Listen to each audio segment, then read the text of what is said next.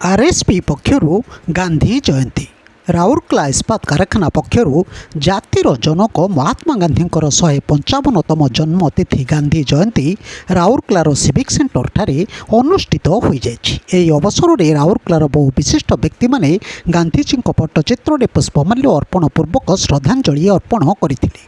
RSP भारप्राप्त निर्देशक श्री अतनु भौमिक, कार्मिक और प्रशासन तथा प्रकल्प विभाग निर्वाही निर्देशक श्री तरुण मिश्र, खनि और कार्य विभाग निर्वाही निर्देशक श्री ए के बेहुरिया, सामग्री परिचालना विभाग सीजीएम इंचार्ज श्री अनिल कुमार, चिकित्सा और स्वास्थ्य विभाग सीएमओ इंचार्ज डॉक्टर के आचार्य तथा आरएसपी बहु अन्य वरिष्ठ अधिकारी एवं राउरकेला सहरर बहु विशिष्ट व्यक्ति और छात्र छात्री माने उपस्थित थिले।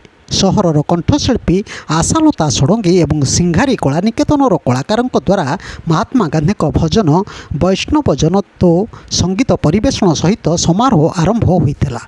यह सर्वधर्म सद्भावना सभा उक्त उत्सवर एक प्रमुख आकर्षण थिला। यह कार्यक्रम में श्री गुरु सिंह सभार सदस्यों द्वारा पवित्र गुरु ग्रंथ साहेब, हमीरपुर चर्च सदस्यों द्वारा बाइबेल, सेक्टर 15 सदस्यों द्वारा कोरान एवं चिन्मय विद्यालय विद्यार्थी द्वारा पवित्र भागवत गीतारू किछि पंक्तिर आवृत्ति और रामधुन गान करा जायतिला।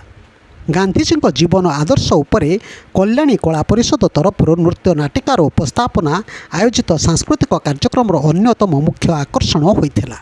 एथिरे आरएसपी श्री अनिल मल्लिक संयोजना करथिले। एथि पूर्वरु डीआईसी और अन्य वरिष्ठ अधिकारी माने महात्मा गांधी उद्यान रे गांधीजी प्रतिमूर्ति रे श्रद्धांजलि देथिले। ब्यूरो न्यूज ओडिशा कथा यूट्यूब चैनल टी को आपण माने देखुचंती। मतामत दियंतु, लाइक करंतु, सब्सक्राइब करंतु और शेयर मध्य करंतु।